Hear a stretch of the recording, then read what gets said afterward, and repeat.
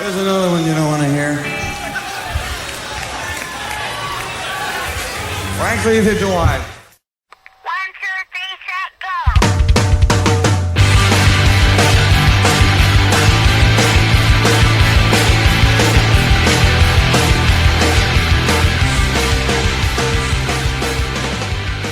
go! Right now on the Power Chord Hour, I'm talking to musician and producer Jamie Woolford. Jamie has been the frontman of The Stereo, of Animal Chin, and Let Go. And on top of that, he has also had quite the impressive career as a producer, working with tons of different bands, many who we've interviewed on here after working with Jamie. And some of the people he has worked with, Punchline, the Gin Blossoms, the Story Changes, tons more. And we're going to talk about all of it, his music career, his production career, and how he got into it, and all of that. So we're going to get into that right now. Jamie, how are you? Hey, Anthony, thank you for having me on your show. It's great to be here, and I'm doing great. Awesome. I was thinking about this beforehand, and I discovered your music at first, probably around the time you guys got back to get The Stereo. You guys got back together and played for the Fueled by Ramen anniversary shows, and I'm trying to remember that. We're coming up at like 10 years, right? Yeah, that's 10 years ago, 2011. We did it was at the time, it was the Fueled by Ramen 15-year anniversary show. They did a bunch of shows in New York City, and we were asked to initially we were actually asked to come back and me and Rory to do an acoustic set, but I don't think either of us would have enjoyed that.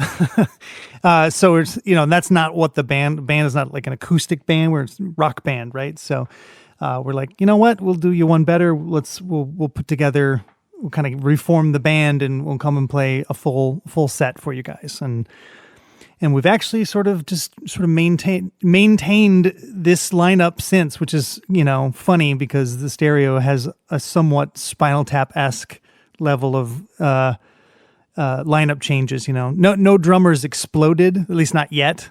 But we're I don't know. There's still time.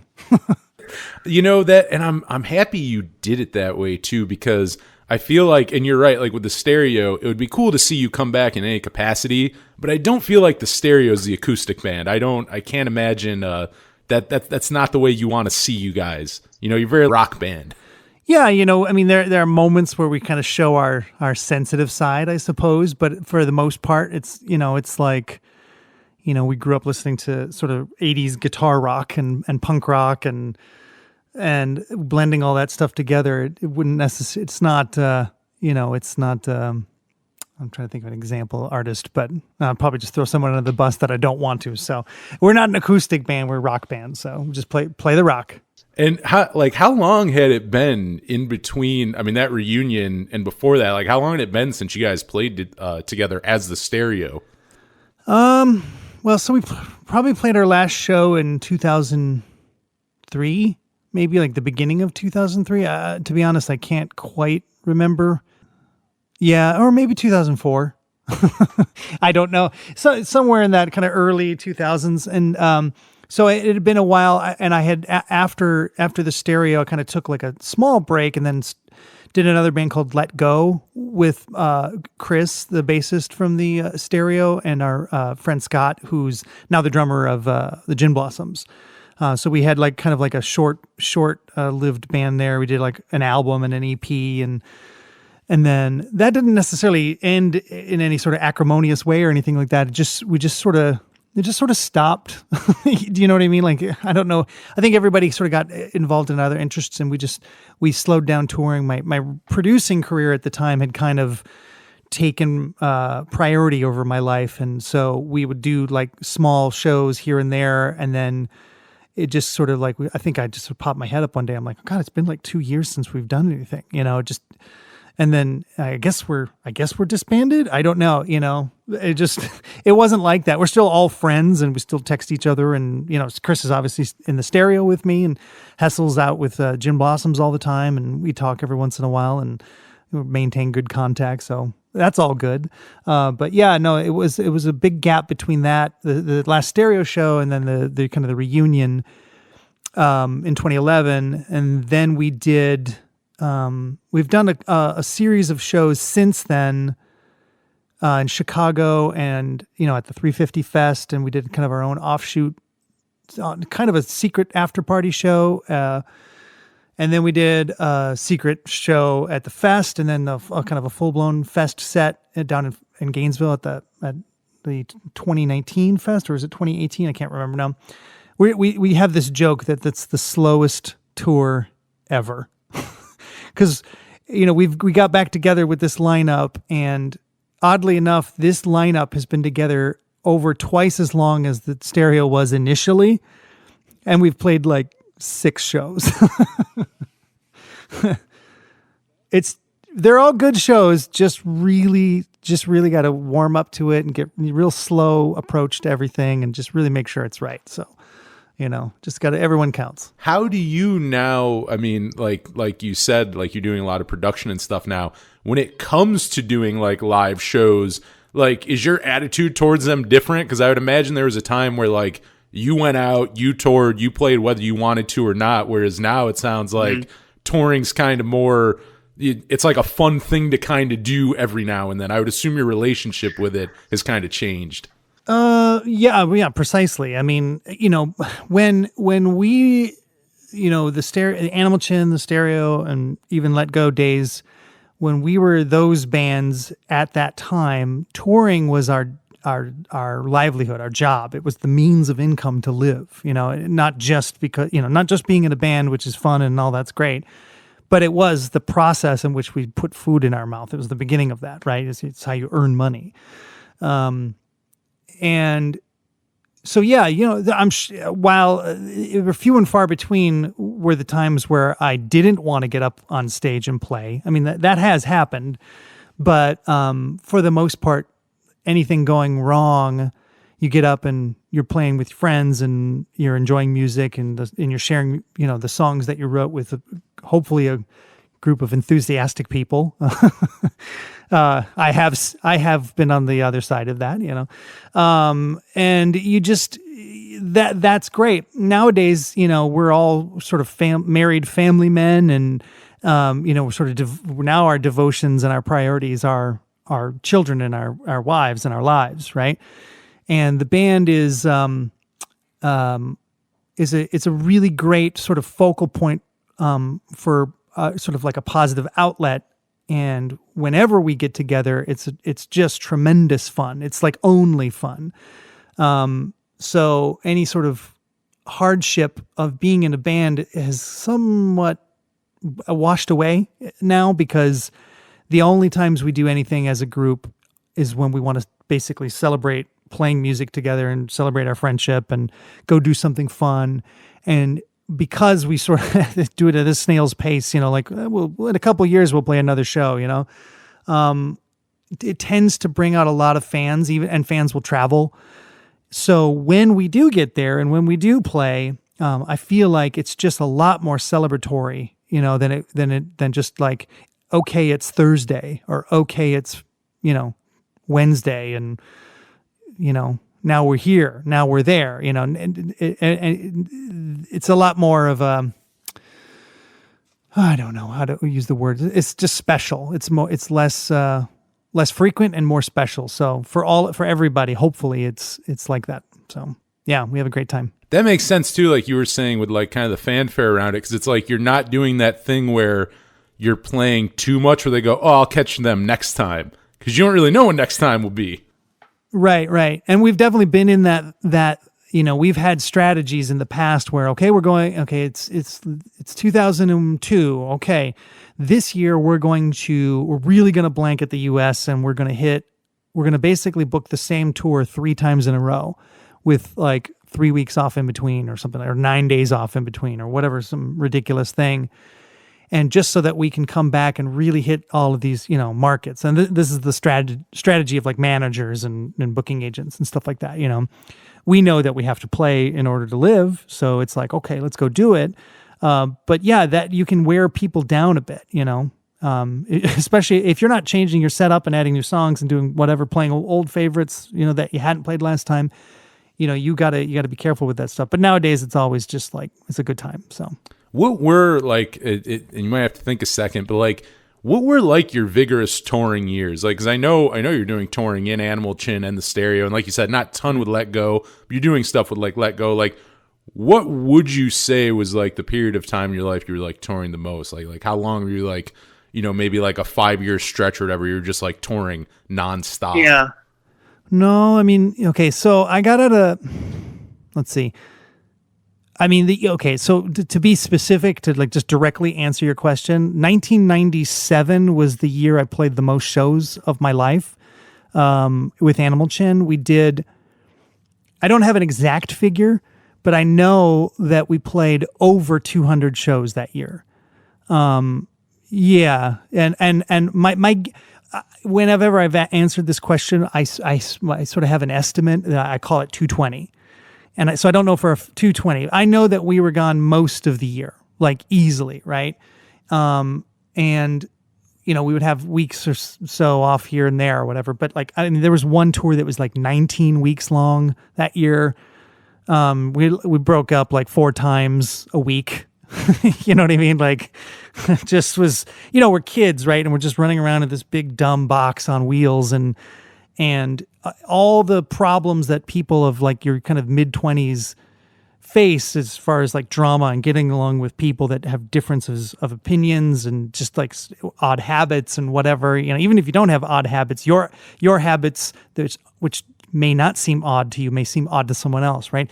All of that stuff is sort of like contained and amplified, like if you ever heard you've heard of firecracker, right? When you're outside, right? But if you were to like go inside a telephone booth and light off a firecracker, right? No matter how weak it is, it's going to be like 100 times louder because of just the environment you're in. And personalities are the same way on tour, right? You put everybody in a Ford O'Connell and it can get tricky really fast, And it's not just one person. It's like you've got these relationships that you're managing, and the trick to being in a band isn't being good or not being good or having best songs or not having great songs, being a good musician. None of that. Like, that's important, obviously, to be a good band, but to stay a band, it's all about how you get along with the people in your band. And I've learned all too well over the years that, no matter how intelligent you may think you are, or how insightful you're trying to be or thoughtful, it is tricky, and it can really be difficult for even the most forgiving of us at times, No, that I could totally see that, being in a band, being stuck in something, in a van and touring. I mean, that's insane, playing that many shows in a year. Like, you're not getting away from them at all. That sounds like you have like no breaks in between. Right. And if you're in the middle of I-80 in Nebraska and somebody gets mad, it's not like you can storm out of the room. You know what I mean? Like, I guess you could pull over, but now you're like the bottom line of the band's interests is being, okay, well, now we're going to be late. You know what I mean? You can maybe move to a slightly further away section of the vehicle, but it's like you're kind of there. And so there are lots of times where you're like, okay, well, this guy's really on my nerves right now, or I'm really on his nerves right now. I'm going to go drive and he can just go up and sleep in the bunk and let's talk in 8 hours kind of thing, and that's the best you can do, but more often than not, no matter how crappy things could have been at a certain moment, usually by the time we hit the stage, we had enough love for what we were doing where none of that mattered. Even if we went back to it after the show, during the show, it was like, okay, let's do our job here, and we love our job. So, like Animal Chin's probably the first band everyone like knows you from. But before that, did you have many other bands before that growing up? Did you do a lot of like bands in high school and stuff? No, not a lot. I had like, I sort of, jumped around little bands here and there, just starting, not knowing what I'm doing. I was a drummer, and so I would play drums with them and play drums with these guys or whatever. And it wasn't until I joined a band called the Pacers, which I'd say I started like properly touring. I toured with did a little bit of touring, like a 3-week thing when I was still in high school. It was like 17 or something like that. But it was after high school. I joined this band called the Pacers. They were from Milwaukee, Wisconsin, and I lived in Minneapolis. And they were, like a kind of a third wave ska band that, for whatever reason, really started resonating in the Midwest. And we would play these really big shows, like where, we'd sell out Shank Hall in Milwaukee 2 nights in a row, and it's like 1,100 people a night. And and it would like, it opened my eyes to like how levels of musicianship, not necessarily playing musicianship, but like being in a band, right? How these things started to work. Because my experience up until that point was just, we were lucky. If you were spitting on us, at least that meant you saw us. Like there's just whatever we were doing was not being paid attention for the most part to by anyone. So this was like, okay, well now I can kind of get a taste for what it's like to sort of where an audience is sort of caring about what we're doing. And that was a lot of fun. I did not ultimately stay in that band. I just kind of wasn't my thing, and I moved on. And that's kind of from there I went on to Animal Chin. I was a short stint in a straight edge hardcore band called Harvest, which actually turned up to be a pretty big band in that scene. But I sort of was one of the initial members of that band, and I did produced their first few recordings too. While I was trying to get Animal Chin up and running. But then, once Animal Chin finally got up and running, I basically lived on tour from that point up until the end of Let Go. So it was about maybe a 14-year stint of just hitting the bricks, Jeez. Everything from, the United States to Europe and Japan. And so it's like 14 countries or something like that. I don't exactly know. It sounds like the like when you did the short like tours like in high school, was that like a turning point for you? That sounds like that might have been a time where it kind of sparked your interest in being like, oh wow, like I want to tour, I want to like do this more seriously than maybe you're taking it before that. Yeah, well, look, I mean, I got the bug for music early on, like before I even knew I wanted to play music. I knew I loved music. So when I was a kid, I was very fascinated with like radio and like listening to the radio and the different songs. I mean, growing up in the 80s, the 80s has sort of a interesting sort of sonic palette as far as music goes. There's a lot. It's really a big turning point where technology started to kind of interfere, if you could put it like that, with music. But it really led to kind of some peculiar music. And if and whether or not you sort of judge that now through hindsight as like a good thing or a bad thing or cheesy or whatnot, as a child listening to that stuff, it was compelling. It kind of like scratched that itch of, my attention span. Any child's attention span jumps around, and music of the 80s can actually kind of occupy your mind. You can jump from Van Halen to like Missing Persons, right? That's like the same decade, but those two bands couldn't be more wildly different sounding. They're guitar, bass, and drums, and even keyboards, but they really do sort of run the gamut. And so I was just fascinated by all of that music, and I would just sit there and like spend like summer break listening and recording, waiting for like a favorite song of mine to come on the radio to record, so then I could like dub it like on loop to another tape. I was already producing records back then, right? But that was like a kind of an interest of mine as a kid, and so my parents, they didn't necessarily play instruments. My dad could kind of play drums a little bit. I don't know how he knew how to, but when I got a drum set, he knew how to play drum beats already. So somewhere in his life, I never did ask him. But he could kind of play like a couple of drum fills, and I was like, whoa, but yeah, I started as a drummer in 6th grade and got a drum kit and just got into, high school band and all that stuff. But there was no hope for me doing really anything else. I that was the path I was going to be on, almost whether I liked it or not. You know what I mean? So, well, yeah, thanks. I know Animal Chin was a Minneapolis band. Did you grow up in Minneapolis?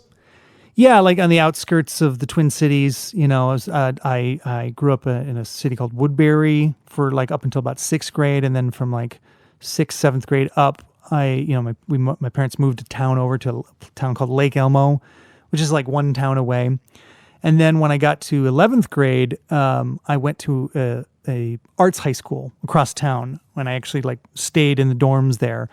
But it was about 20 miles away from where I lived, so you kind of stay in the dorm. But from that point on, from basically age 16, I would call myself a person of Minneapolis. You know what I mean? I was at our school was just on the outskirts of Minneapolis, and we'd go into Minneapolis all the time. Minneapolis is the city in the Twin Cities that you want to be in.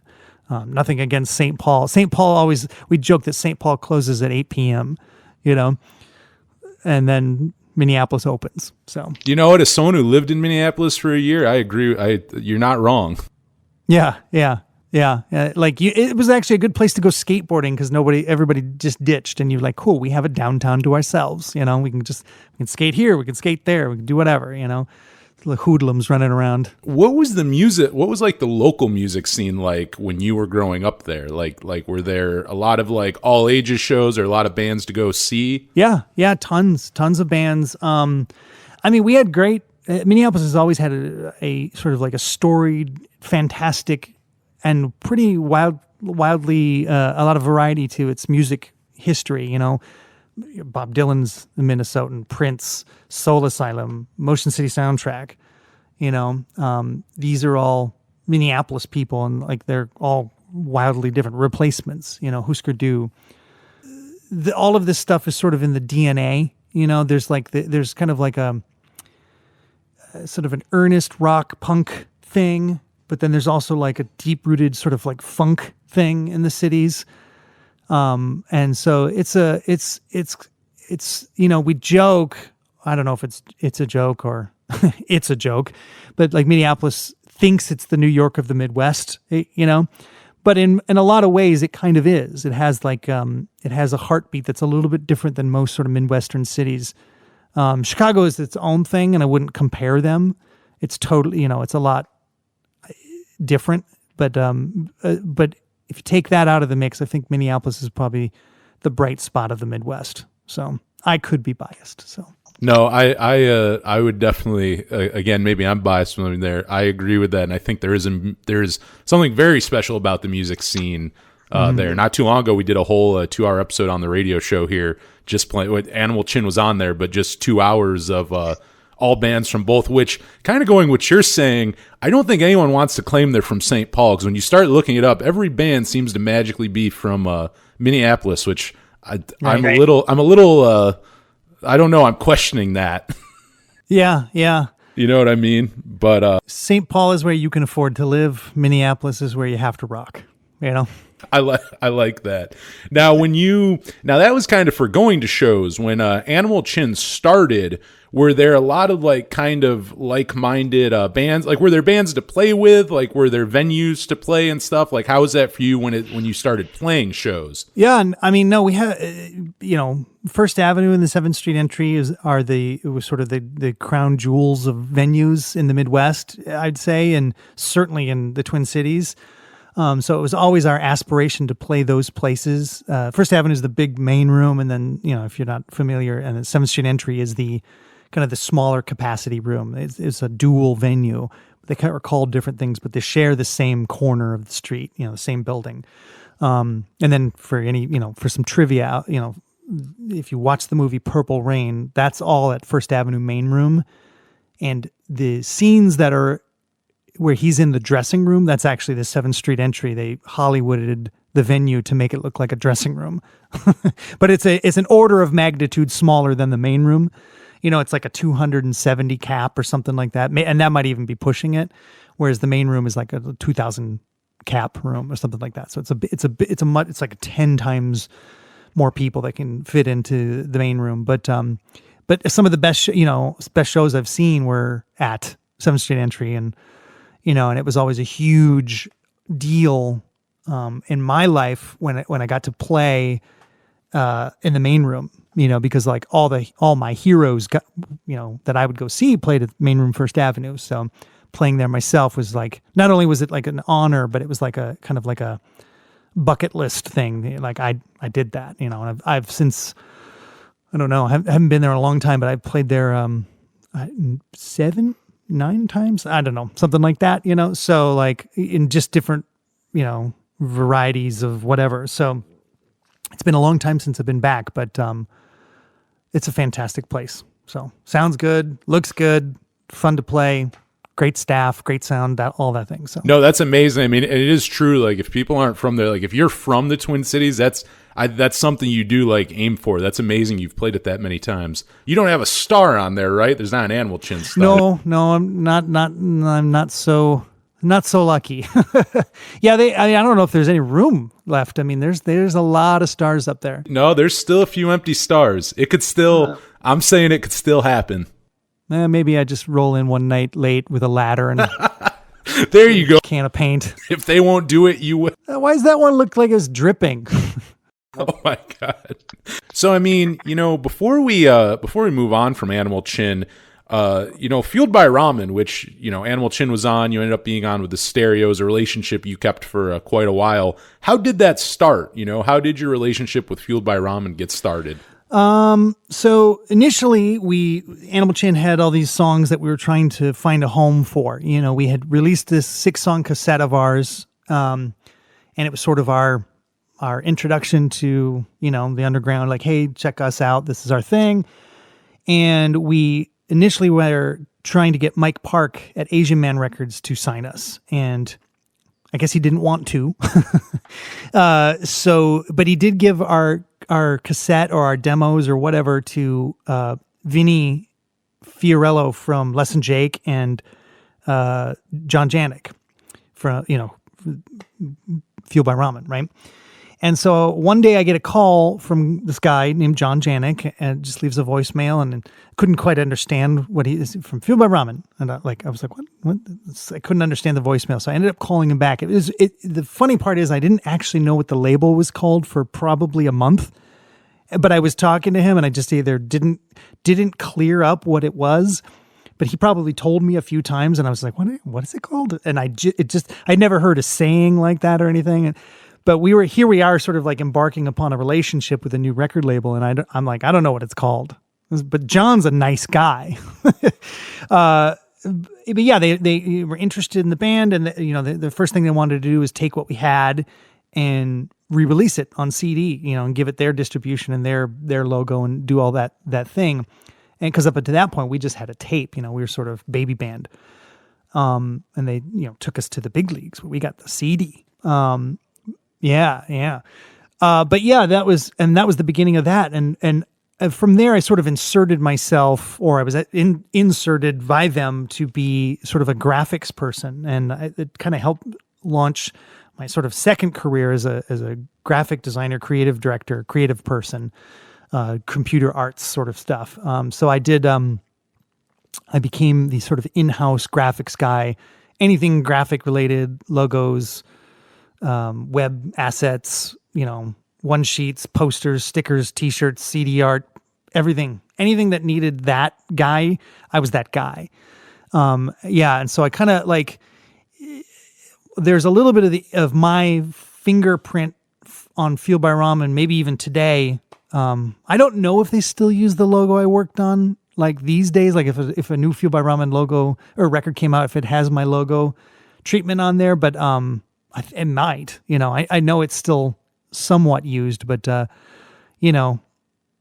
sort of helped with that label too. Rory did too. Rory was kind of the web programmer guy. So not only were we making records together as the Stereo at one point, we were actually sort of the creative department. Yeah.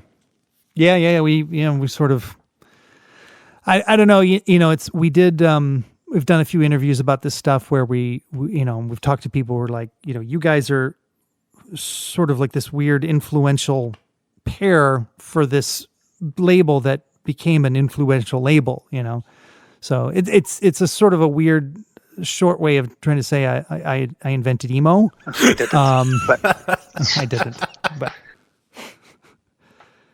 It's actually a long way of saying it. It's my roundabout way of saying. It's a roundabout way of saying I invented emo. I am both. You're both welcome, and I am sorry. So I apologize. You really were too, because I take it that like you were there before Fueled by Ramen. I mean, you kind of just said it before what it was. Yeah. Like I stormed the beaches of Normandy, with Rory, and I was there at David Bowie's first record. I was like, you should do this thing across your face with a lightning bolt. There's a whole generation of Midwestern teenagers. I'm actually a time traveler.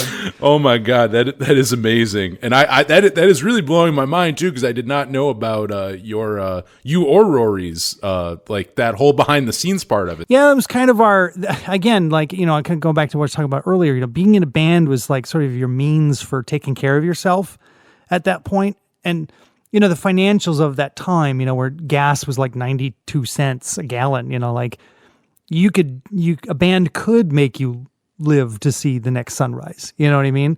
Nowadays it's a lot harder, gas is $4. Gas is, it's difficult. Everything's difficult. And there's a ton more competition, and there's also, life-threatening diseases and all sorts of stuff, but back then it was a little bit more like, if you're living by the seat of your pants, you didn't need a lot to do it, and Taco Bell, and you could live for $5 a day on tour, and then as long as your band had gas money, you could just go, play some more. So that is, I love talking to people who kind of toured during like the 90s and that like pre-internet era, because it seems like it was a whole different monster. In a lot of ways, in a good way too. Like a lot of it, people kind of look back fondly on that. It was completely different. It was completely different than it is now, because now being from out of town I wouldn't actually say it's all that special, because of how connected we are. And that's not necessarily a bad thing, but it is different than how it was. You used to roll in and everybody was like, even if they didn't know you, if they knew you were from somewhere else, there was like a kind of a level of respect paid to you, where they were certainly going to watch you play. They're certainly going to help you out with making sure that you got the lion's share of the money, and not for any other reason than, hey, you gave more to be here than we did. We just came down the street. You guys, the street you came from was 8 hours away. You know what I mean? So, there was always this comfort. It's just different. It's I'm not trying to pine for these olden days, but like. It is like that a little bit, and I'm sure that the people that are, sort of beyond my age that toured, my friend Stefan from Descendants and stuff like that, like he's probably got a whole nother order of magnitude more Old Man River than I do, right? And I'm sure he could outdo my stories 10-1, so. No, that is cool. I love hearing about that stuff, so that's always interests me. But getting back to the bands, so I mean, going through the timeline after Animal Chin, how soon after Animal Chin were you forming the Stereo? Was this an idea during Animal Chin, or had you like broken up and there's a little time in between? Like, what is the timeline in between those two bands? I mean, it was actually kind of overlapped. So the last Animal Chin kind of had a big falling out on our last show of a tour. We were in Colorado Springs, and we came home from that tour sort of defeated. And at that point, I was like, I'm ready to move on from this. I was not interested in playing sort of ska music anymore. I kind of felt like I had rode that wave or whatever. And I was interested in more kind of like focusing on more sort of pop rock, punk kind of stuff. And everything that the Animal Chin was doing up until that point was just heading in that direction anyway, So I went home and I ended up having this weird sort of outburst of songs. I wrote like 9 songs, and I think 6 of them are on the first Stereo record. Yeah, and I went into a local studio and I just demoed it all by myself. I walked in, I set up my drums, and I had no help. And I played drums to a song I had in my head, and then I recorded all my parts over the top of it, And I was like, okay, this works. These are okay songs, you know.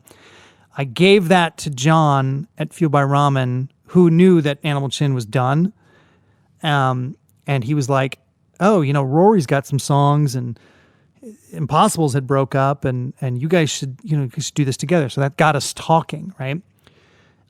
Meanwhile, we actually decided, you know, the Animal Chin had broken up, but we were going to do one more sort of farewell show. So we were sort of still technically together, but I went down to Texas for about a couple of weeks with Rory to make, not to make the record, but to finalize. We basically remade the demos that I did plus all of his songs. We had like 13 to 15 songs, which became 300. Because as soon as we were done with that, everybody's like, okay, great, that's a great record. Now go record it for real. So then we drove back to Minneapolis together and then recorded 300. And at the end of like either during that or at the end of the recording of 300 is when the last Animal Chin show happened. And we did like kind of a farewell show in Minneapolis and that was that. But then, so I was like saying goodbye, handshaking and hugging Animal Chin as I was, you know, starting the stereo, you know, and we were starting rehearsals for the stereo and then we drove back to Texas and started our first stereo tour there, you know. So this was all probably within the span of like 3 months, you know, that this is all happening. Yeah. I mean, again, like, and I remember, you know, like because of what was going on with the stereo, Fueled by Ramen, you know, was sort of greasing our wheels a little bit and gave Rory and I an advance to live off of. They gave us like $1,000 or something like that. And, you know, when you're living off of $5 a day or whatever at that point, I was like, I'm rich. I've made it. I'm officially a professional musician because I have $1,000 in my bank account and I can eat. So this is rad. So yeah. And then the rest is her story. So then with the stereo, then it doesn't, because I was going to ask if the plan was to the whole time kind of like tour and make this like, you know, just kind of make this your thing to continue doing it. Was it that, or it sounds like it all kind of fell together after 300 came out, like the touring and everything else? No, I mean, we definitely, the aim was to be in a band. It was the best sort of thing we had going, you know, and I was like 24, 25, I don't know, something like that, 26, somewhere in that pocket, right? And I wasn't thinking about anything other than rocking, playing music, going to more places to share music, and I wanted to get overseas. I wanted to have my songs played on the radio. I wanted to, you know, I wanted all of the stuff that goes along with the romanticism of being in a band, traveling and playing music and not having a day job, not living in a cubicle or anything like that. You know, like at that age, you know, it was like living the dream of being in a band, you know, just kind of trying to conquer the world with your buddies. So, yeah, there wasn't too much thought past it, other than just knowing that this is what we're doing. And like I said, you know, we'd had some small level of success in Animal Chin in that, not necessarily monetarily, but like we were making an audience across the nation. You know, we would return to cities and there were people there to see us and they'd sing songs with us, and that's infectious, right? So you want to keep doing that. And Impossibles had the same thing going. So we're like, well, if we do this together, we can, you know, we may be able to really make a professional thing of this, you know. But again, even if we didn't, we're not stopping. You know, it's not like the only goal was to try to have success as you know, being a musician. That's like saying my plan A is to win the lottery. That's, you know what I mean? Like, what are you going to do after college? Oh, I'm going to win the lottery. You know, I'm going to work on that. Like that's the equivalent to saying I'm going to be in a band. You know, I plan to buy lottery tickets and hope for the best. Yeah, that's my retirement plan, is to to find money. You know, plenty of it. It's dumb, right? But again, you're 20, you don't know what the hell you're doing. So, but you know, there was some momentum around the stereo that wasn't really there for our previous bands. Once our previous bands had been the majors, as it were, were sniffing around, right? We would start to meet these people, and they would show up at shows, this guy, A&R guy from that label and whatnot. And nothing ever came of it, but it was like, okay, well, we're on radars now. That's kind of cool. But when the stereo was like making the record, we were being handed FedEx and UPS account numbers and being asked to send like rough mixes and stuff to A&R people. They're like, here's the Interscope, FedEx number. Go ahead. It's our account. Just send us one a day. We're like, oh, Jesus. Like what? What a weird thing to like potentially hand out to abuse. Like, okay, I'll just start shipping stuff for free. But which we did. And, we're not criminals all that much, but like, but you know what I mean? There was an air of like, okay, this is a little different. This like now has the potential to do something. So we went in, full fledged to do it. So that's awesome. And I mean, like, so then how long after 300 was out did you guys start touring? Just right away? I mean, we started playing the second we had the CDs. So, we didn't necessarily back in those days have like, okay, it's coming out on February 2nd and, it'll be in Tower Records like that. Like maybe it was in those places, but it wasn't so deliberate. It was like, we had the album and we were selling it to you at the shows before you could probably go get it at Best Buy. You eventually could go get it at Best Buy, but it was like, and for all you kids that don't understand what I'm talking about, we used to sell albums like in a physical way, and there would be stores that had all of them. And you'd go there, you go, hey, look at this one. This looks like this would be cool. Maybe you could even listen to it in the store if they had the technology. And then you'd give them this paper money with dead presidents on it, and then let you take it home. And it was an amazing thing. So, little history lesson. Little more Old Man River. I don't even think you can go in a Best Buy and buy a CD anymore. I'm sure they have a few, right? They got to have something. I've been in a few where I saw zero. I saw for a while it gets shorter and shorter. I've quite a few where you can't. You might be able to find, the funniest flip of all this and the screwiest of how the music industry works, you might be able to buy vinyl though. There may be no CDs. Yeah, you can get vinyl at Target. Yeah, like how? Like there, I've been walking through Target because it's the electronics section is usually on the opposite side of the toys. Yeah. My wife and I, we have 4 children and a baby who likes to walk around Target, right? And so we obviously go over there and I spot I'm like they've got Beatles albums here. Like this is crazy, There's Sgt. Pepper's. Like what is happening, And Beatles, pretty widely known band, so I get it. But it's just weird that they've got vinyl. I just imagine in the year like 2007 when labels couldn't even sell CDs, and then you go, well, no, what's going to happen? CDs are going to go away, and people are going to buy they're going to come in and pay $30-$40 for a vinyl for that record on vinyl. I don't know. It's gone. It's been bifurcated into like the utmost of convenience, right? Where you basically almost don't have to pay or you don't feel like you're paying. And everything is just, you can just click on it and have it and listen to it now and skip. You don't even have to wait to the end because most people don't, right? They just, chorus, don't bore us, get to the chorus. Okay, I'm out, right? To the what I would actually describe as like the utmost in inconvenience. Because halfway through the record, you have to stand up and walk over, open up the lid and flip this thing over and then carefully put this thing down and then start your process again. You get like 10 minutes, 11 minutes aside, right? It's like now that those are our choices. You can have it be completely, easy or completely difficult. Yeah, like something that doesn't even exist. You can have the one that you can't even hold in your hands. It's not a physical. It's not even physical. It's not there. You never see. You can hear it, but you never see the thing you buy. And then the other's this big thing that is so far from portable. Yeah, but it is experiential, right? Like you sit down with a jacket and all that stuff, and you kind of look through the lyrics sheet. And I'm not saying I love collecting vinyl and all that. I just think it's the wildest thing. How people consume music, how music is sold, and the fact that we are now at a time where, vinyl is like vinyl and digital are like the 2 biggest things, and CDs, we're talking about you might have to go to 3 stores to find a CD nowadays.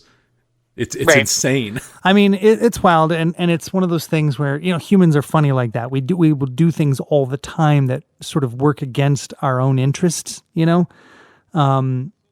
So it's another example of that. We love music, but we don't pay for it, and it's, you know, whether or not you agree with me or not on this, and I wouldn't even necessarily say I agree with this all of the time for every case, but it has affected music. Right, downloading and digital streaming and all that stuff has affected music in a way that it's made it not obvious for musicians to figure out what to do.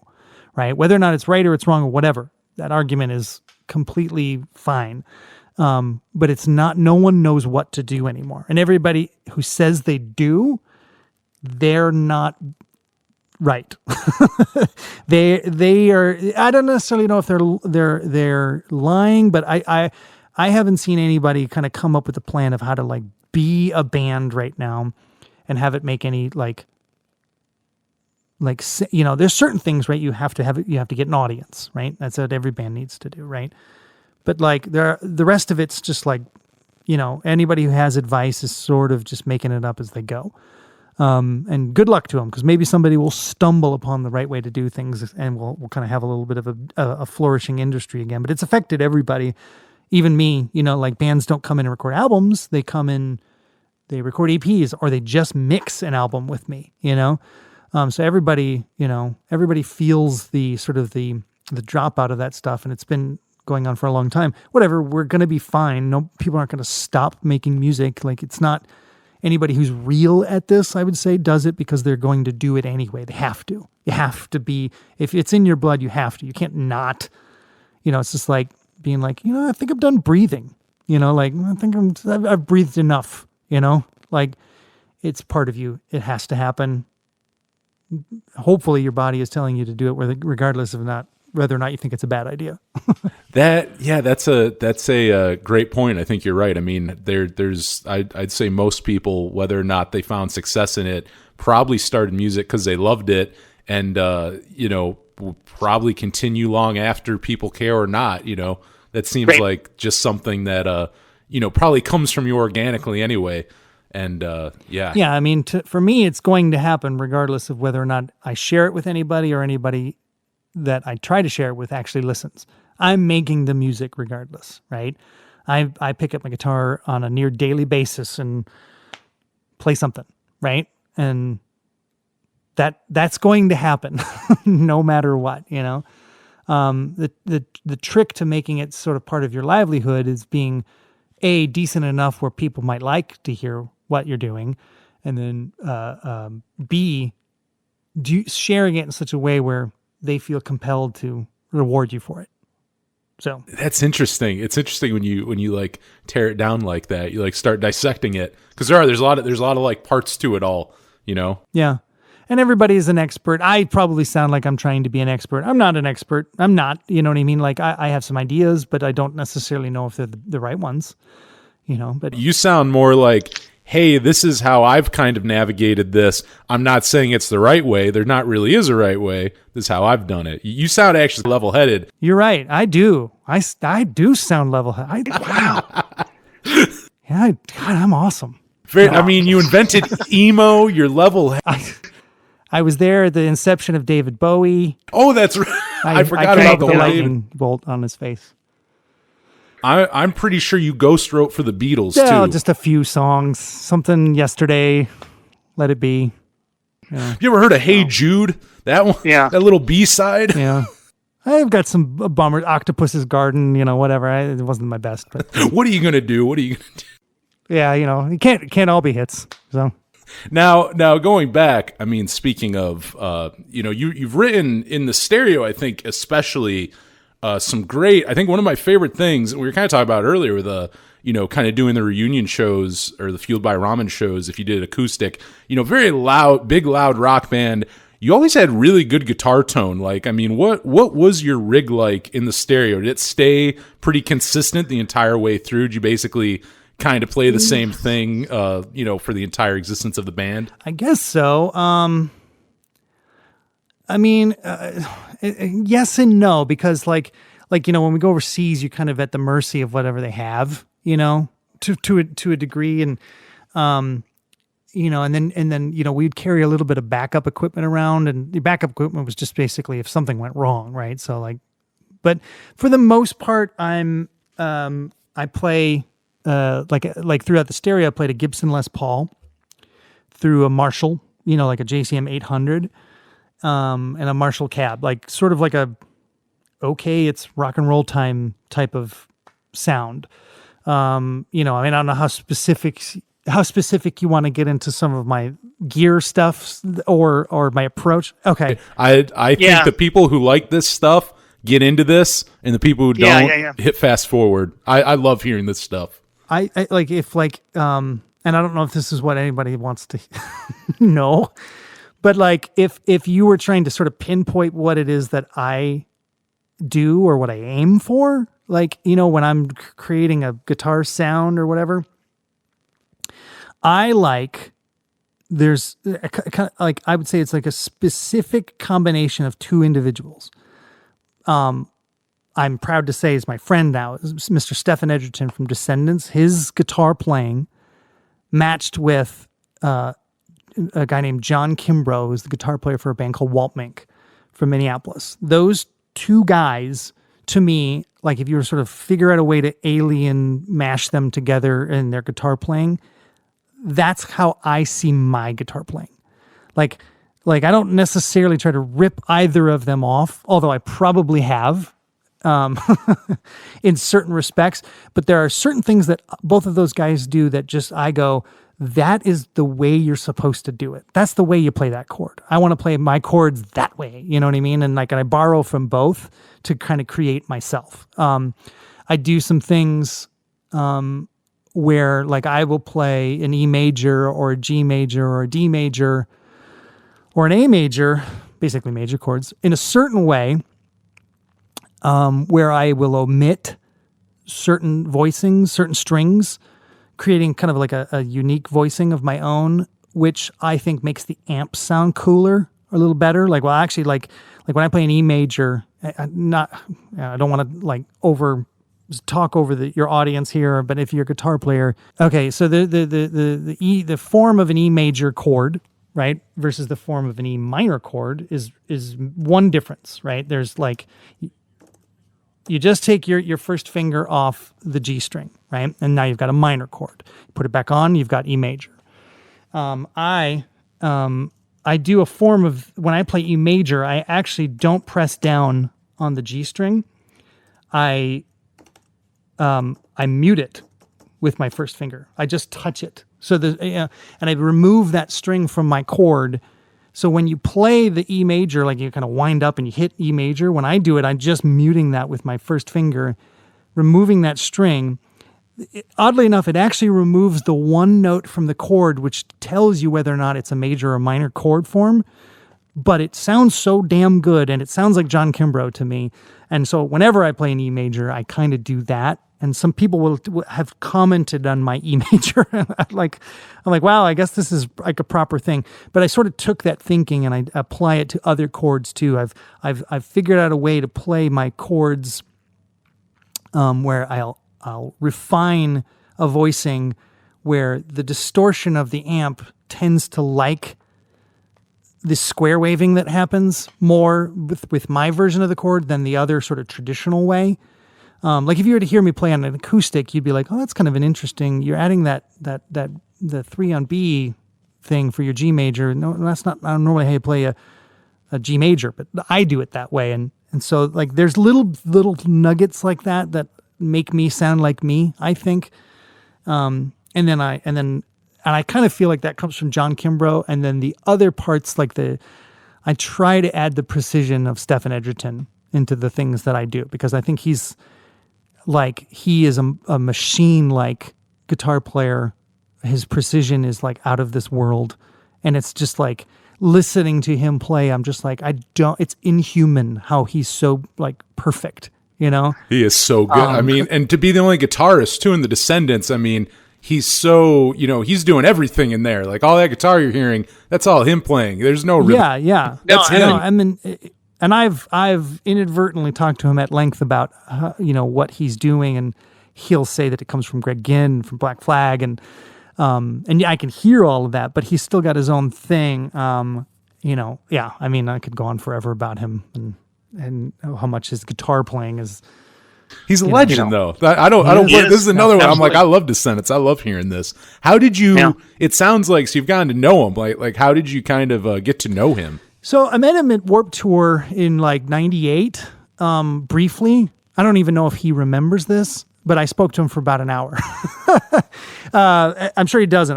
We haven't talked about it.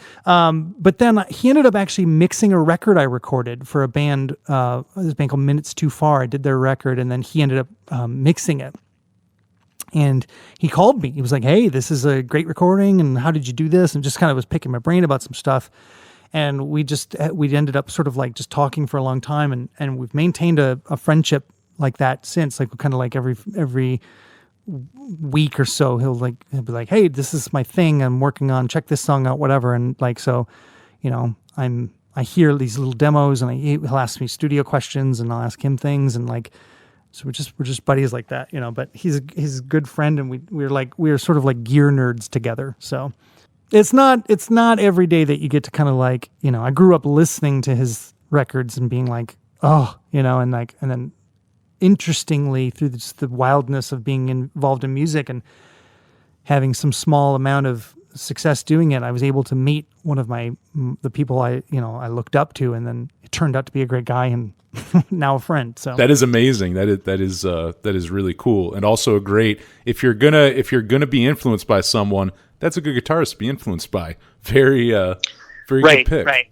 Yeah. I mean, he's just bunkers.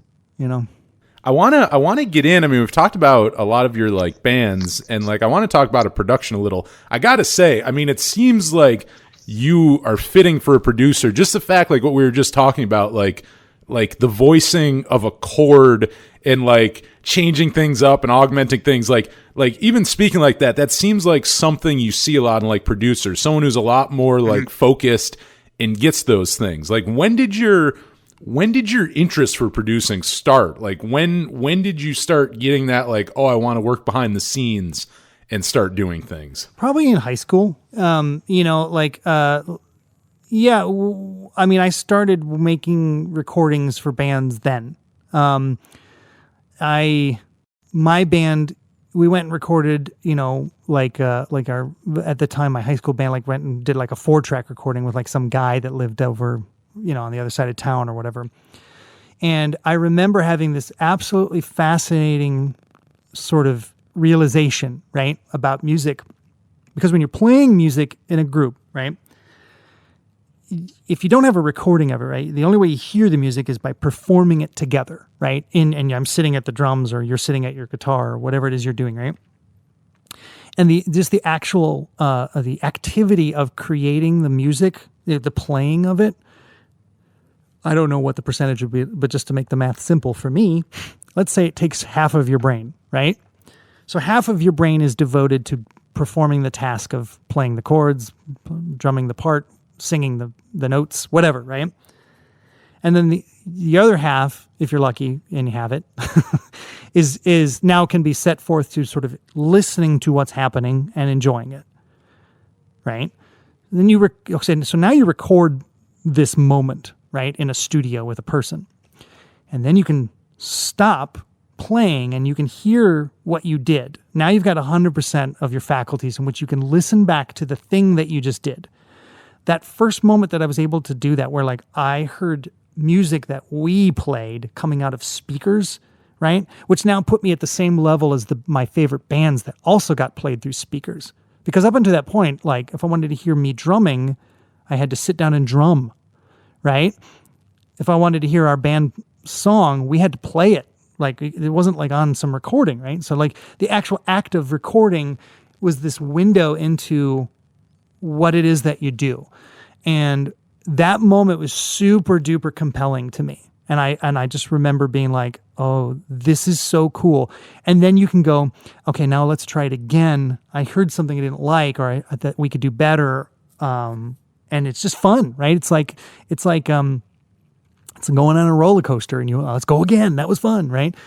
And there's a secondary realization that happens it's like 6 weeks later, right? Like the 6 weeks coming to Jesus moment, right? Where you're enamored with what you did, and then you listen to it until your ears bleed, right? Because of just the joy of music being your music, you're hearing it, right? 6 weeks later, you're like, we're really not that good.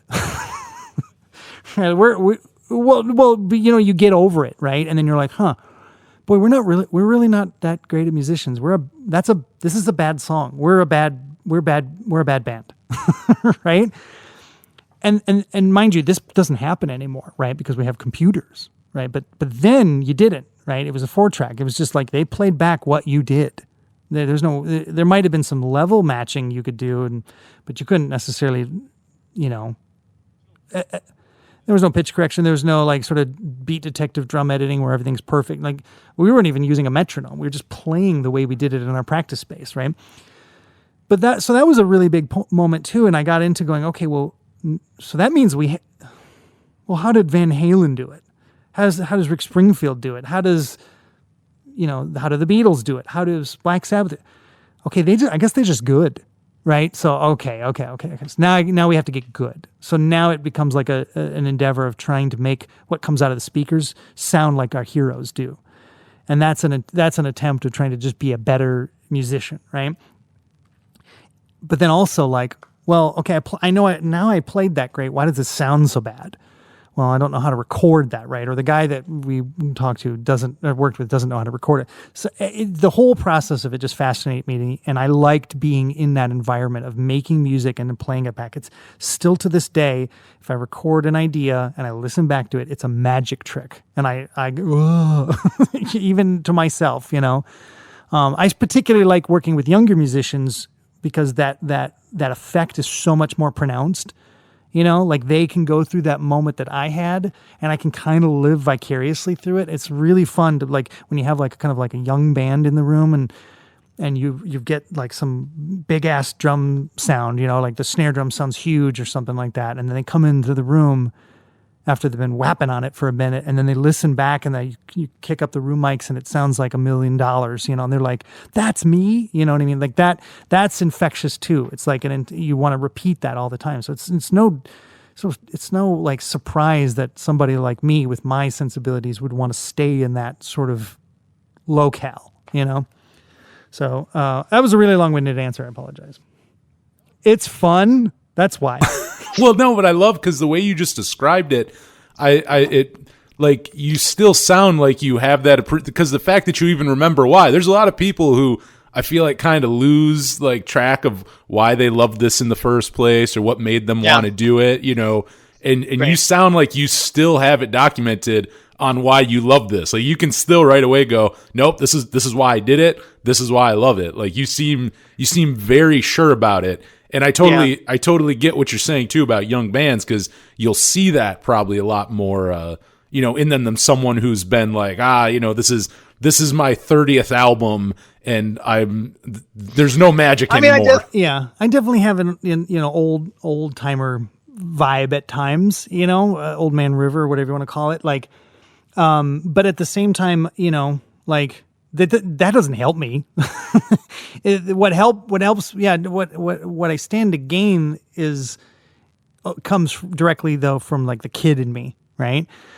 And there's a big kid in me, that I still like music for music, and I can write if I write something that tickles me, even if no one else has heard it. If it's scratching that itch at the right time and the hairs on the back of my neck stand up, I am just intoxicated with listening to it, and like it's somehow trying to examine the idea, like where could it possibly go from here, or should it not? Like I have all these, just like any artist, right? You sort of overanalyze things, but it's like it's the fun process to kind of make music. It's taking something, at a certain point, right?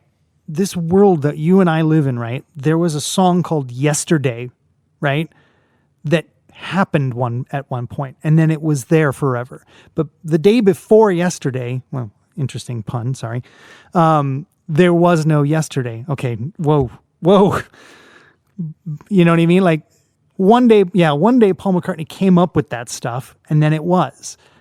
But without him doing it, we didn't have it. And it's like, it's kind of weird, like these things, and I'm not saying that what I'm doing is on that level, whatever, but that's my aim. I'm never going into be like, hopefully I'll write something C+ today. You know what I mean? Like that's not the goal. You're always going for like, okay, what do I got here? And sometimes you put so much work into something and you get C+, and other times you feel like the thing writes itself and it's an A. And it's weird how that stuff happens. You almost kind of have to just let the song tell you what to do. So, what do you think are a few traits that like you need to have to be like a good producer? What are a few things you need to like kind of possess if you're going to like work on someone else's, music? Vision. Right. I think, you have to have an idea of where you want to land, meaning like you have to take the ingredients that you're given and going, okay, if I were to combine all these things, if I combine the playing of these 4 people or 5 people or whatever it is, playing these chords and these notes and these song, this melody or whatever, what do I envision it sounding like at the end? And then how do you take that vision and break it down and then into sort of like methodical steps? Right. A good producer, I think, can do that. Right. You also have to sort of be an everyman person. You have to be able to speak to a variety of different personality types in a way that promotes them achieving the best that they can achieve. And I'll be honest with you, I'm not always. That's a trick that a lot of producers don't master, myself included.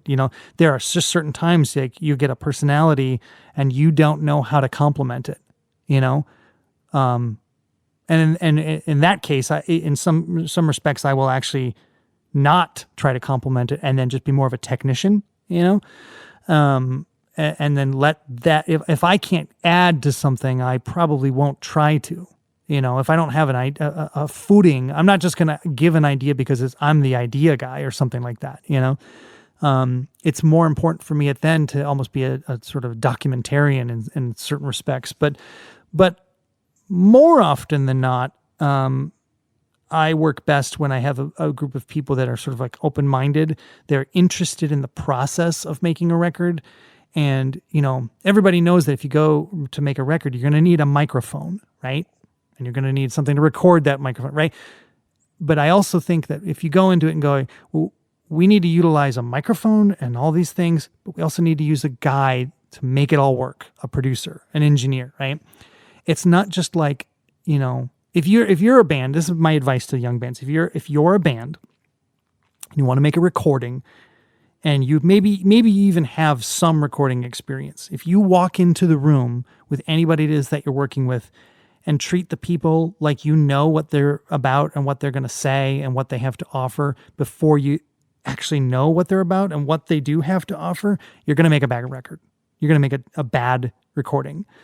But if you go in with the idea that you may learn something, right, and that your expectation could be bucked and that your expectation might be positively challenged, then you have the potential of making something great.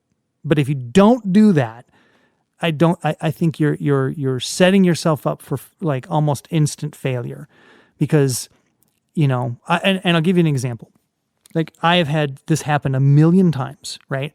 Somebody comes in and they say, I want my drums to sound like Led Zeppelin, right? Like John Bonham. Okay, but your band sounds like NoFX, right? And if you understand those two bands for a second, right? Like NoFX have like some of the driest, tightest, fastest drums, right? Not a lot of cymbal sound, and very tight and quick, and it has to be punchy, articulate sounds, right? And Led Zeppelin is very sort of big and open and loose and washy, with the bass drum even rings like quarter notes at a time, right? It's not like a smack, it's a thum, you can't really combine those two things and then expect that to work, that doesn't squeeze out the speaker at the end the right way, right? Maybe someone has figured out a way to do that. I know I haven't. So if you go in and say, I won't deviate from this idea that I have, that I'm basing off my imagination but has no basis in reality, you're likely going to end up with a recording that you don't like. And if you're on top of it, if you're not sort of self-aware enough to understand that it was your doing that made that happen, you'll probably then blame the person you worked with, and you move to the next person and you start the process all over again. You make another bad recording. It takes a while to kind of understand that, like, the thing that's in your way is yourself, and that a producer isn't there to right your wrongs. It's there to guide you down. It's like MapQuest or Google Maps, if you want to keep it more modern. Like if you want a Rhodes piano in a song, maybe don't put it in the same octave as the guitar part. Move it up an octave so that it's voiced differently and so there's clarity. And those are the kind of tricks and like experience that a producer can bring. And so if you don't have that, you're going to make time-tested mistakes that could totally be avoided if you just open up your mind. It's not just about like plugging into the Awesometron 7000. The Awesometron 7000 is awesome, but it's like, it's not just that, like if you have the best camera in the world and the worst camera in the world, but with the worst camera, I take a picture of a beautiful sunset. And then with the best camera, I take a picture of a landfill. What's the picture you're going to look at? That's a great point. That is a really good analogy. Well, and that's what gear is. Gear is just like, it's fidelity. It doesn't invent you. It doesn't make you better. It gives you better fidelity of you. So if you're playing crap, if you're sounding like crap, if you have crap equipment and it's not tuned, it's like you'll get a highly accurate recording of you doing that. But if you're playing, even if you're playing on crap gear, but you're so good and your touch is perfect with the guitar and you sound like $1 million, doesn't matter what you record it with, is going to be great and it will speak to people. So. No, absolutely, and you're right about that. I mean, it's like, I know I'm so level-headed too. Yeah, you are. Level-headed emo finder, started glam rock. I would say. I feel like glam rock probably right. Yeah, probably. Yeah, come on. I mean, come on. It's just assumptions. I was in the Watergate Hotel. I'm sorry. If you listen with really good headphones. Yeah, you can hear me in the back. Yeah, you can hear you. I'm like, I don't think anybody's coming. Let's break into this office. I got to get back to writing Bowie songs. Right. Yeah, I got to go. I was gonna ask, because I feel like you probably run into this, like you were just kind of talking about, I feel like, but is it difficult at times when producing, because you are kind of helping get a song out of someone's head, but do you kind of hit people where it's like they have it so in their head a certain way that when you're trying to get it out and also kind of help them realize that maybe it sounds different, they're just not having it? I mean, I feel like you just kind of talked about what you were talking about, but I could see that being a hurdle. Well, yeah, it is a hurdle, like, but I'm not necessarily right though either. Do you know what I mean? Like what makes me more right than you? Like my opinion? It's because it's louder? Like, no, not really. Like I can only show you the door, and then it's your choice to sort of walk through it or not, right? I can tell, like if you're standing in a room that's burning and I'm saying it's nice and cool in here, if you choose not to, like that's still your choice, but like you probably will like this chord better, or you might, whatever, right? I'm sorry, I'm crossing analogies here. But my name doesn't go on the front, theirs does, right? So it ultimately kind of has to be their decision. But if you're with people that sort of enlist you because of a certain reason, the best thing they could do is is back their own decision and let you help them, And I'll never sort of offer an idea just because. I will normally, and just my level of OCD, I will normally have like 2 to 10 reasons why something is a virtuous idea. Right? This chord is in the key. These notes are in key, like whatever, right? It's very unusual for me to be like, you should do this because I just like it more, I'll have a reason, and then you can either back my reasons or you don't have to, and it's ultimately your choice. I have run into the situation where people have sort of chosen their way. And then when they go to do the next thing, the overdub, the harmony or whatever, they then go, oh, okay. Yeah, that, if we did it, had we done it his way, this would now work. And truth be told, and sorry, bands that I've worked with, if you've had that experience with me, I told you so. I was already there, like that vision that I'm talking about. A good producer, hopefully I'm one of these, like where you kind of see that finish line. I'm hearing when you're thinking of the note for the lead part, I'm also thinking of the harmony. And so like my opinion isn't necessarily based off what we're looking at the time, but it's what's happening next too. So, it's puzzle piece management, that's actually a pretty good analogy. Like a jigsaw puzzle would be making a recording, right? And if it's a really big jigsaw puzzle, it'll take you a long time to put it together. And it might be difficult to do, but if you come in with like a puzzle expert, they might have some techniques on how to do this more efficiently.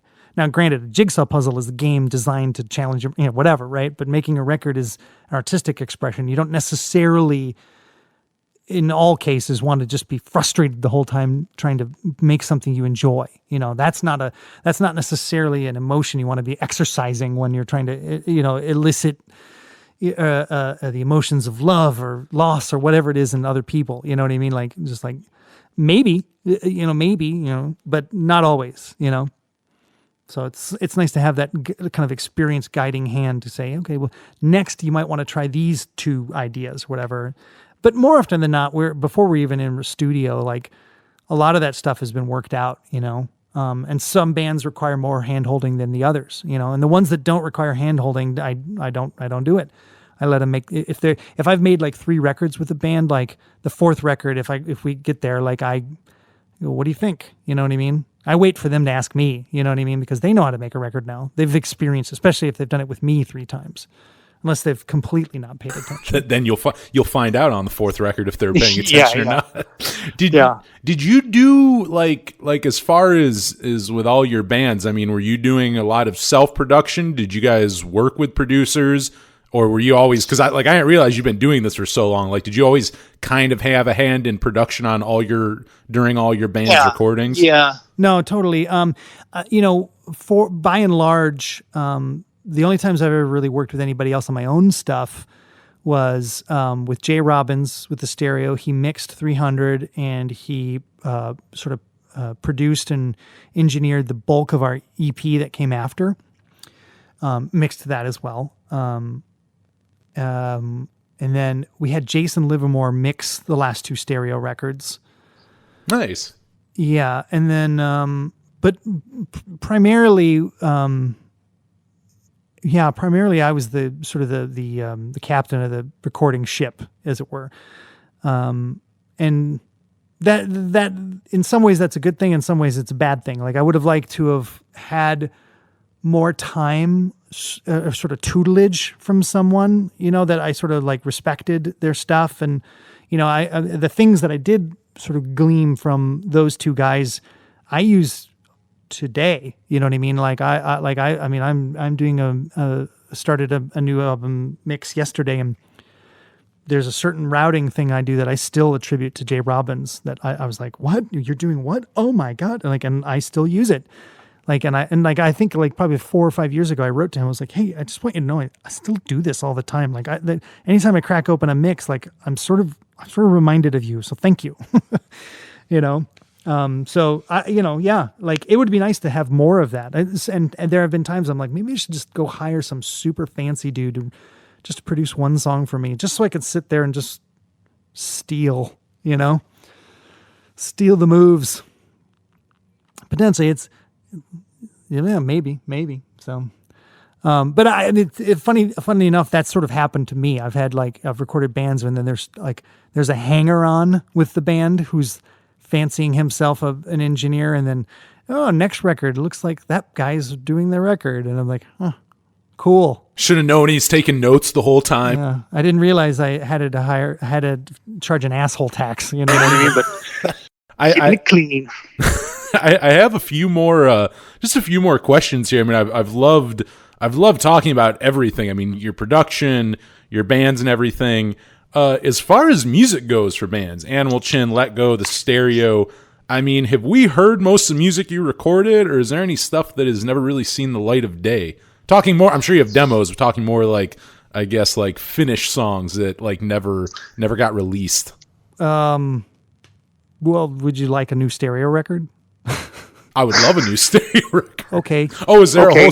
No, it's done. I'm not. It's ready. It's mixed. It's mastered. Oh Mixed, shit! it's mastered. Yeah, we have a brand new record that we're sort of hopefully finalizing some talks with a company to release it.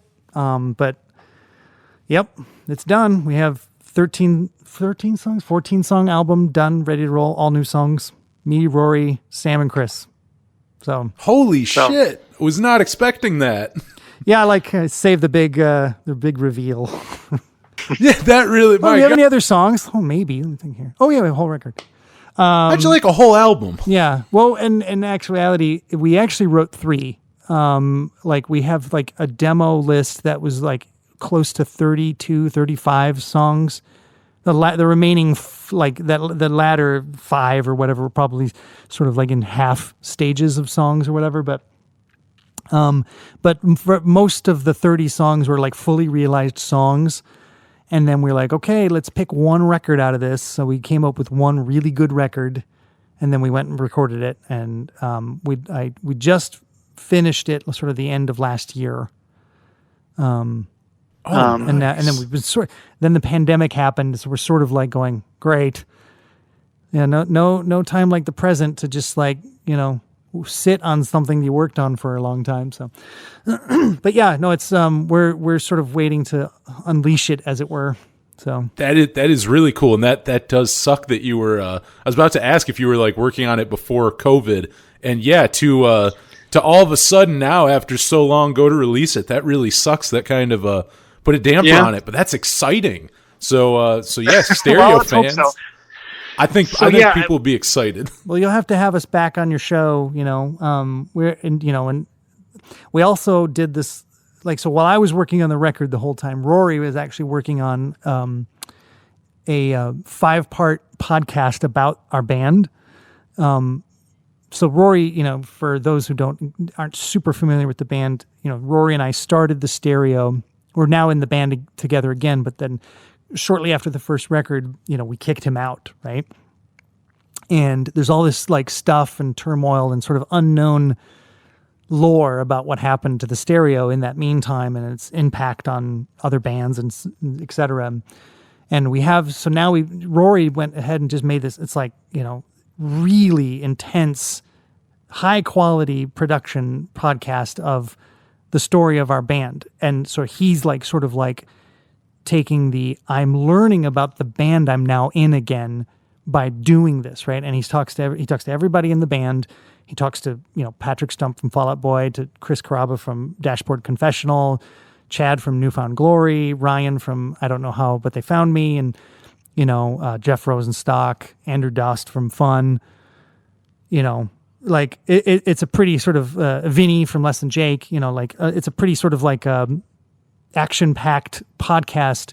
And if you don't care about the band or anything like that, or you don't know, if you're not familiar with the band, it's really ultimately a story about what it is to be in a band, and not like Motley Crue, right? Or like where everything is just like, and then we were like, we were smashing diamond plates on top of, like Hugh Hefner's head or something, like what? You know what I mean? Like just the ridiculous craziness of that life, Keith Richards and what I did, shot heroin into my eyeball, and like we don't have that story. So if that's the itch you're trying to scratch, you're gonna need some ointment.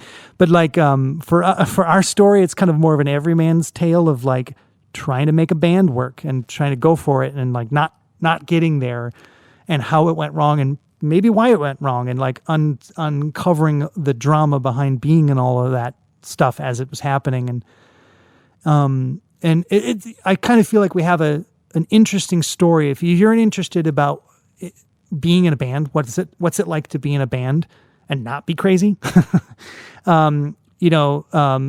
More level-headed. We're the suburban rock band. No, I'm kidding, but it's got some good sort of drama, some heartache. There's a lot of sort of difference of opinion about what happened between people, and we leave it all in there. It's really an interesting, I've heard it all, of course, now at this point, and even I, as a subject in the sort of documentary, if I take myself out of it, it's still a fascinating story. And Rory being I had no idea he was the storyteller that he was, but he did such a fantastic job on this. Like, even if I wasn't in this, I'd still buy it, But that'll kind of come out sort of concurrently with the album. So I like that too, because if people are, whether you are already an old fan who is just excited for new music, but if someone didn't know you guys, that sounds like a pretty good introduction. Yeah, it's definitely a huge thing for fans that you want to know more about the band and kind of get some insight and listen to us blab. It's not, but it's just well done. It moves quick. It's not like this bloated congratulatory thing. It's actually, have you seen the movie about Anvil? Do you remember that band, Anvil? I've watched Story that of Anvil. film. It's a fantastic film about being in a band, and really probably one of the more realistic films about what it is to be in a band.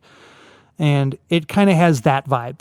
It's like it shows all the. It's not like this slap on the back. Great job, Stereo. You're the best today, and heroes. Like, it's not like that at all. It's actually quite sad, and it's endearing. It humanizes us as for what we are, and there's definitely parts in there I'm like, ugh, I don't like this, but there it is, warts and all. So.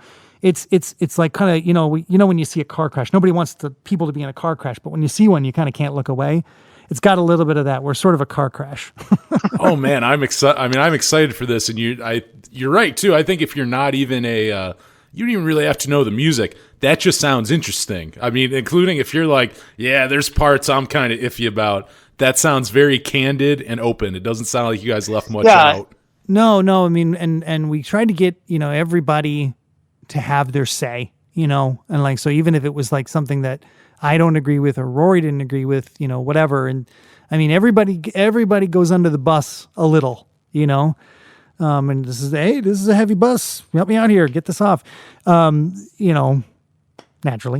So it's genuine. And I think it's authentic, and it's I think people of any stripe will just enjoy this story of being in a band, whether or not you care about the band or the type of music that we play or not. It's kind of a,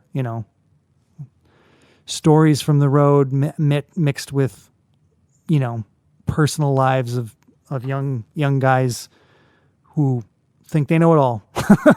That is awesome. That is two things I was not expecting. So Yeah. New stereo. Well, you're kind of the first. Yeah, you're kind of the first person I think we've sort of officially told.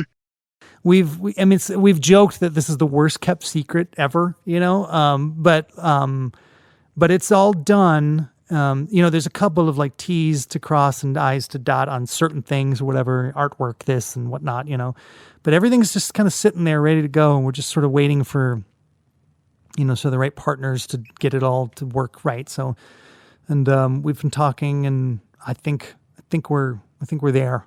So stay tuned.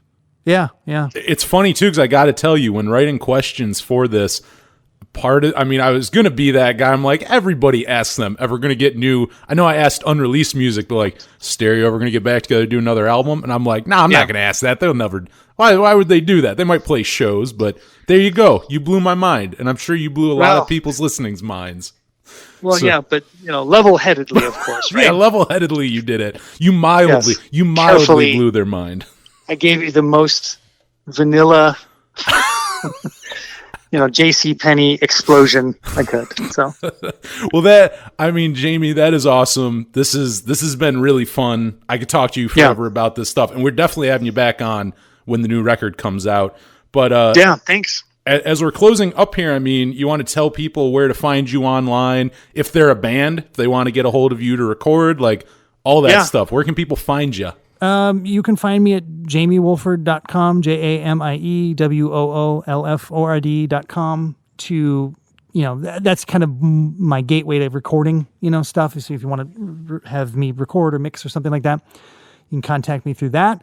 The stereo is thestereorock.com, and that goes to, I don't actually know where it goes. I think it goes to Facebook or something like that. Animal Chin is about to finally get a bunch of stuff on Spotify.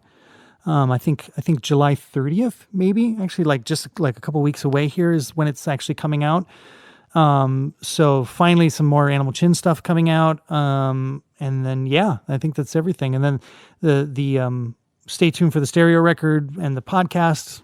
I don't exactly know what to tell you about when that stuff is coming, but it is coming. It's all done and it's coming. So, keep the social media ears perked. Yeah, make sure you go follow Jamie and all the bands, and then you'll know, and you'll definitely know on here because I'll let everyone know.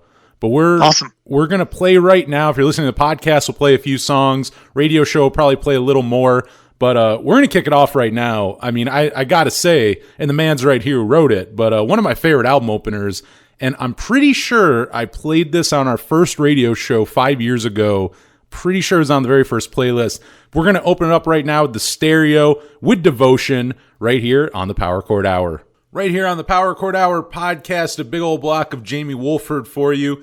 That one right there was Jamie Woolford off his 2013 solo record. That was A Framed Life in Charming Light. Before that was Animal Chin with Tell Me What It Means. Before that was Let Go with Smoke and Mirrors. And opening up that block of music was one of my favorite songs Jamie has ever written. That was the stereo with Devotion. Got to thank Jamie for doing this episode. Had such a good time with him. Was so fun. I've wanted to talk to him for a long time. And huge shout out to my buddy Josh Reynolds, who got the whole ball rolling and kind of set up the whole interview. It's funny, I was talking to him a few weeks ago, and it was actually during one of the radio shows, and I don't remember how the stereo came up. Maybe the Fest. I think maybe we were talking about the Fest. And he saw, I know he saw them at the Fest, and I was definitely jealous at that. And it might have been that. We were just kind of talking. I'm like, it'd be really rad to interview Jamie Woolford, and it really would be. I've interviewed a lot of people who have worked with him, and he's just someone who.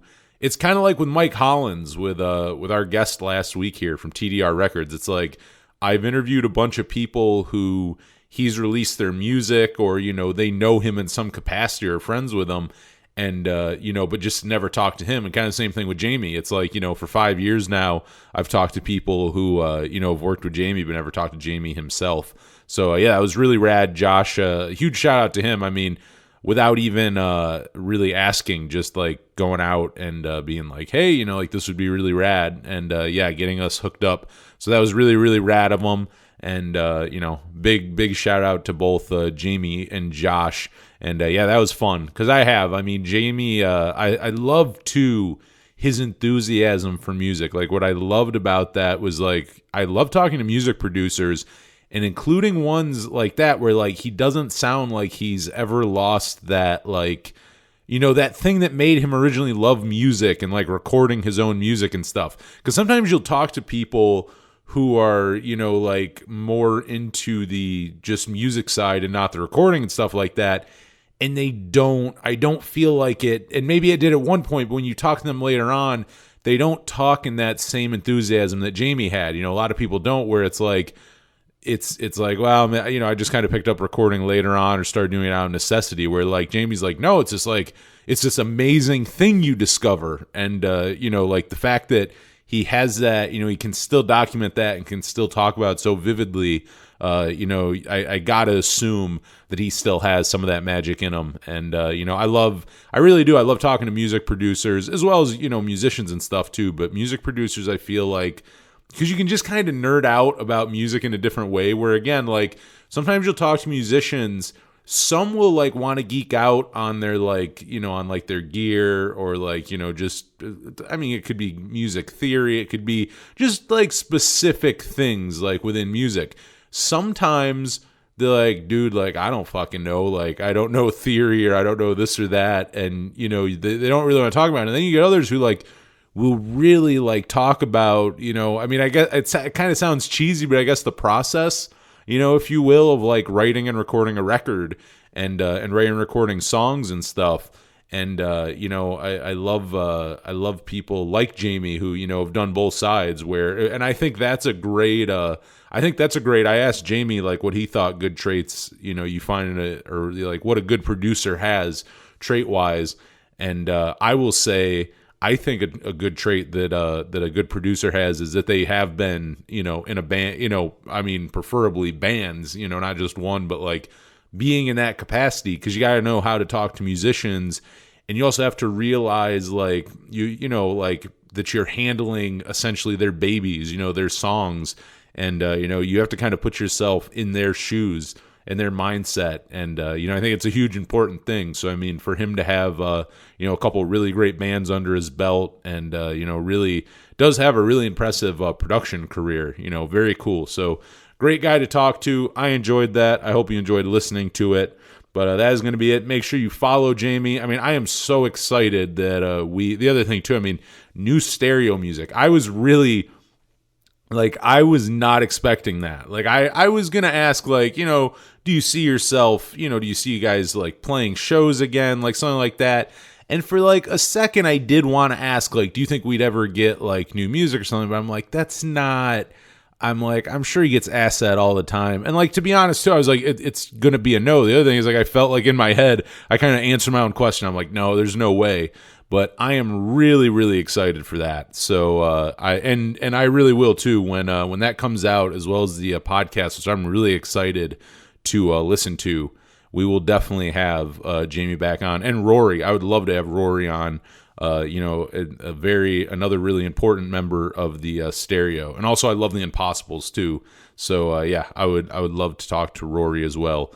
And I can't wait to hear this new music. I'm sure, I mean, if you're listening to this, I'm sure you're excited for new stereo music. I mean, if you just listen to a 90-minute interview with me and Jamie, I would say you're probably a fan of his work to some capacity. So you're probably stoked. And they really are. I mean, the Stereo is like the most underrated band ever on Fueled by Ramen, and 300 is easily in my top 3 favorite Fueled by Ramen releases. Just so good, just so absolutely good. Should have been huge. And, I think it really, too, I think production-wise, and I would probably give some credit, I would say, too, to Jamie, even at that point, kind of knowing, what he wants and having that ear for production. It's like that record sounds so good and, like, never dated, you know what I mean? Like, the production on it and stuff is just so really well done. The guitars are just really big, loud rock guitars. It's just very much like a rock record. It's not really like, oh, it's too 90s or it's too this or that. It's like, it's very, it's perfect, But yes, that's going to be the episode. Make sure you follow Jamie and all that, so you'll be ready for some new stereo. And I'll obviously let you know. I mean, I'm sure I'll be playing to the first minute we get new stereo music. I'm sure I'll be playing that on the radio show.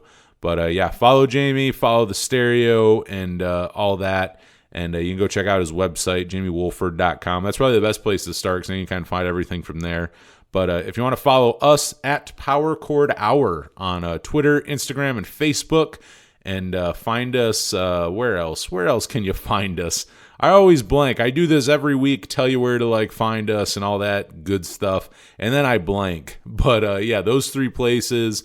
Check out the radio show if you need more Power Chord Hour. That is every Friday night, 10 Eastern to midnight on 107.9 WRFA in Jamestown, New York. You can listen to you can stream the radio station on the website at WRFALP.com. Check that out. Lots of other great shows too, not just mine. Tons of other shows that are much, much better than this here program. But if you want to check that out, and hit me up, powerchordhour@gmail.com. You ever want to talk music or anything like that. And I do have Power Chord Hour stickers. They're absolutely free, so hit me up there, and I'll send you some. Oh, and I will say before we go here, we will be taking a break. I mean, if you've been listening, you probably know I went to Denver, and that is currently where I'm at. I pre-recorded a few of these last few ones a little earlier. But this is the end of the road for the pre-recorded episodes. So, yeah, we're going to take a break for probably a week, maybe 2 weeks. But, just a short one. I wanted to make sure we didn't have a really, really long one. But yeah, we're at the very least 1 week without. I'm sure you'll survive a week without this here fine program. But maybe 2 weeks. But that should be about at most 2 weeks. But yeah, I'll be back very soon and more interviews. I don't know because I recorded this, but actually I'm recording this the night before I leave. So, yeah, I mean, I don't know if I recorded some, but I will tell you I brought equipment with and talked to a few people and should be doing at least 2 interviews. Maybe, hopefully, it'd be nice if I did more, but I might have done a few. What I'm saying is I might have done a few interviews on the road, so I should be back with some good stuff. But yeah, until then, for the Power Chord Hour podcast, I'm Anthony Merchant. Thanks for listening.